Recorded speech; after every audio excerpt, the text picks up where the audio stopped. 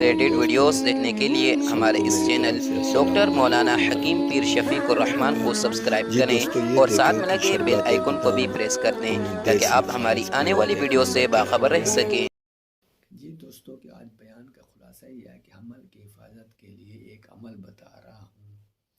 عمل سننے سے پہلے ہمارا یوٹیوب چینل کو سبسکرائب، لائک اور بیل کی گھنٹی کو ضرور دبائیے۔ تو جس شخص کے ہاں اولاد نہ ہوتی ہو، علاج کر کر کے تھک گیا ہو، تو تجویزات لے لے کے تھک گیا ہو، حمل ضائع ہو جاتا ہو، تو وہ سحری جو ہے تہجد کے وقت،